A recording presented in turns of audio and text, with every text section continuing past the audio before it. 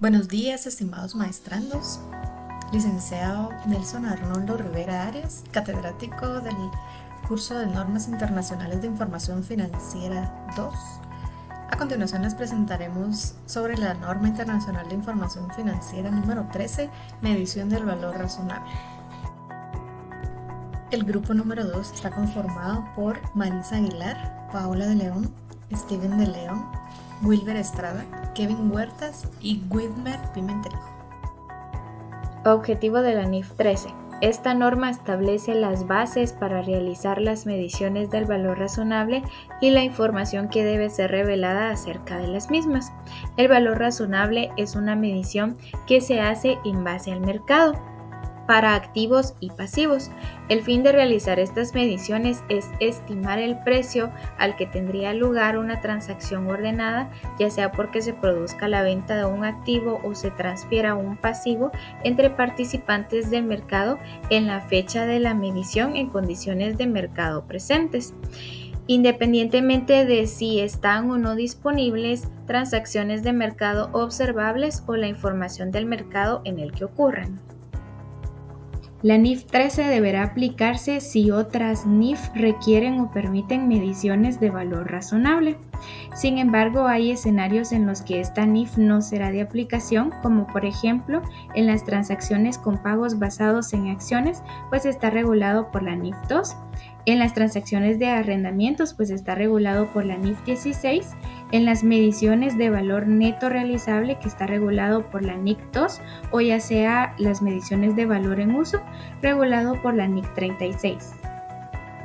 Antes de comenzar con las bases para la medición del valor razonable, debemos comprender qué es el valor razonable, y es el precio que se recibiría por la venta de un activo o que se pagaría por transferir un pasivo en una transacción ordenada entre participantes de mercado en la fecha en la que se produzca la medición. Para realizar la medición de valor razonable para activos o pasivos, se debe de tener en cuenta que las características de estos contengan dos elementos que consisten en la condición y localización del activo y si es que existen restricciones sobre la venta o el uso del activo. Ahora bien, ¿cómo se pueden considerar los activos y pasivos que van a ser sujetos de la medición? Se pueden considerar de manera independiente o en forma grupal, es decir, un grupo de activos, un grupo de pasivos o una combinación de ambos. Al momento de realizar la medición del valor razonable, se debe de considerar que la transacción debe ser una transacción ordenada y esta debe ocurrir ya sea en el mercado principal, que es aquel en el que se dan las transacciones de manera más frecuente y con mayor volumen, o si en ausencia de este debe realizarse en el mercado más ventajoso, es decir, aquel que maximice los precios que se van a recibir por la venta de activos o que minimice los precios que serán pagados al transferir los pasivos. Respecto a las transacciones, nos indica la ley número 13 que la entidad debería definir un mercado principal en el cual realiza sus transacciones y de igual forma tener acceso a este mercado al momento de hacer la medición, ya que indica también la norma que no es necesario que la entidad compre o venda en el momento de hacer la medición, sino que tiene que únicamente tener acceso. Párrafos 22 y 23 de la NIF número 13 nos hablan acerca de los participantes de mercado, el cual nos indica que el valor razonable se mide usando supuestos que utilizarían los participantes de un mercado, que sería el mercado principal que acabamos de mencionar. Es decir, que no se basa en lo que la entidad quiere, sino que en cómo el mercado valoraría un activo o un pasivo. Los párrafos 24 al 26 de la norma nos hablan respecto a la medición del valor razonable a través del precio. Nos indica que el valor razonable es un precio de salida, ya que se refiere a que las transacciones son por venta o por transferencia, ya sea de un activo o de un pasivo. También indican en estos párrafos que los costos por transacción no se deben de incluir, sino que se incluyen en la medición de otras normas. En cambio, los costos por transporte sí nos afectan porque la ubicación de los activos sí se toman en cuenta a la hora de medir el valor de un activo. La NIF 13 también nos indica sobre el máximo y mejor uso de los activos no financieros. Debe considerar como un participante de activos no financieros puede generar mayores beneficios económicos mediante el uso directo del activo o la venta de este mismo activo. Este podría cumplir 3 condiciones o características: es que sea físicamente posible, que sea legalmente permisible y que financiera y económicamente sea factible, tomando en cuenta las restricciones legales y en el tema de la financiera y económicamente factible, que debe ser rentable para los participantes del mercado. A continuar vamos a hablar sobre los pasivos e instrumentos de patrimonio mantenidos por otras partes como activos y los pasivos e instrumentos de patrimonio no mantenidos por otras partes como activos. De acuerdo al párrafo 37 de la NIF, nos indica que cuando un precio cotizado para la transferencia de un pasivo similar o un instrumento de patrimonio propio de la entidad no está disponible y la partida idéntica se mantiene por otra parte como un activo, este va a ser medido bajo el valor razonable de un pasivo o instrumento financiero. Sin embargo, tiene que ser medido desde la perspectiva de un participante de mercado.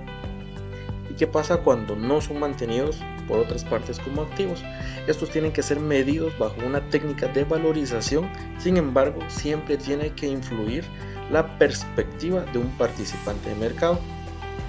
Y entre estas técnicas de valorización se tienen que tomar en cuenta 2 cualidades, las cuales son los ingresos y salidas de efectivo futuros y la participación que va a tener el participante de mercado al realizar un pasivo o un instrumento de patrimonio.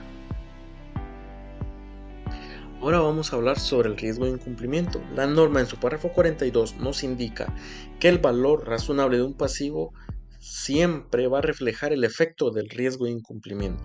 Sin embargo, no puede limitarse al riesgo de crédito de una entidad como lo establece la NIF 7 Instrumentos Financieros.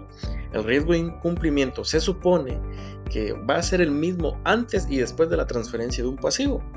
Y al medir el valor razonable de un pasivo, una entidad tiene que tomar en cuenta el efecto del riesgo de crédito y cualesquier otro factor que pueda influir en la probabilidad de que la obligación se satisfaga o no. Y el valor razonable de un pasivo refleja el efecto del riesgo de incumplimiento sobre la base de su unidad de cuenta. Restricción que impide la transferencia de un pasivo o de un instrumento de patrimonio propio de una entidad. En el párrafo 45 la norma nos establece que al medir el valor razonable de un pasivo o instrumento de patrimonio propio de una entidad, la entidad no va a incluir un dato de entrada por separado o un ajuste a otros datos de entrada relacionados con la existencia de una restricción que impida la transferencia de esa partida. Y el efecto de la restricción que impide la transferencia de un pasivo o un instrumento de patrimonio propio va a estar incluido implícita y explícitamente en los otros datos de entrada de la medición del valor razonable. Aplicación a activos financieros y pasivos financieros con posiciones compensadas en riesgos de mercado o riesgos de crédito en la contraparte. En el párrafo 48, la NIF 13 nos indica que cuando existan activos financieros y pasivos financieros que compartan un riesgo en concreto, por ejemplo un riesgo de mercado o riesgo de crédito, estas se pueden compensar siempre y cuando cumplan con lo que nos indica el párrafo 49. Gestionar el grupo de instrumentos en función de su exposición al riesgo de mercado o al crédito de una contraparte, informar sobre esa gestión al personal clave de la gerencia y estar obligado a haber elegido medir todos los instrumentos del grupo a valor razonable en el estado de situación financiera. Valor razonable en el reconocimiento inicial. Cuando adquirimos un activo o transferimos un pasivo, el valor razonable suele ser el precio de la transacción. Veamos un ejemplo. Una empresa compra 500 acciones de una sociedad que cotiza en la bolsa de valores a un precio de 35 unidades monetarias con la finalidad de venderla en el corto plazo, las cuales paga con cheque número 1135 del Banco Imperio. Determinar el valor razonable.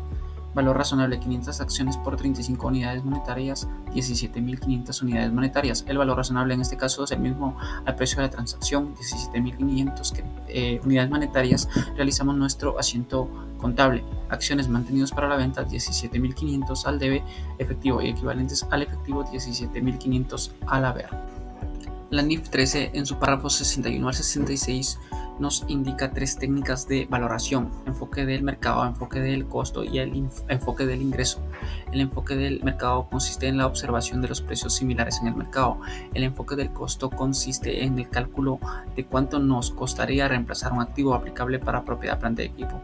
El enfoque del ingreso calcula cuánto de dinero nos generaría un activo en el futuro trayéndolo a su valor presente o actual, aplicable para negocios o marcas. Datos de entrada para las técnicas de valoración. Principios generales. Maximización de datos observables. Las técnicas de valoración deben de maximizar el uso de datos de entradas observables y de minimizar el uso de datos no observables. El mercado de datos observables se puede obtener datos observables de mercados de intercambio, intermediarios financieros o bien mercados intermediarios por agentes y mercados principales. Ajustes según características del activo. Se pueden aplicar como primas o descuentos, por ejemplo, una prima de control siempre que sean congruentes con la unidad de cuenta de las NIF correspondientes. Los precios de comprador y de vendedor. En casos con precios comprador y vendedor se debe de utilizar el precio más representativo dentro del diferencial sin importar el nivel jerárquico. La jerarquía del valor razonable. Esta se clasifica los datos de entrada en 3 niveles, desde el más confiable siendo el nivel 1 hasta los menos confiables siendo el nivel 3. La clasificación se basa en la fiabilidad de los datos de entrada utilizados para medir el valor razonable, siendo el nivel 1 precios cotizados en mercados activos para activos o pasivos idénticos, nivel 2 datos observables para activos o pasivos similares y el nivel 3 datos no observables que requieren un juicio profesional y una estimación. Datos de entrada nivel 1.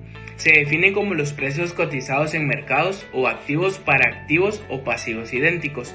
Su uso es de que estos datos se deben de usar sin ajustes a menos que existan eventos significativos que alteren la cotización después del cierre del mercado, o bien que la cotización no refleje el valor razonable de la transacción. Se debe ajustar el precio cotizado para un pasivo si no se requiere un ajuste al activo. Su aplicación práctica en algunos casos, cuando la entidad mantiene grandes cantidades de activos o pasivos similares, se puede aplicar un método alternativo para fijar precios, pero esto hace que la medición sea clasificada en un nivel más bajo.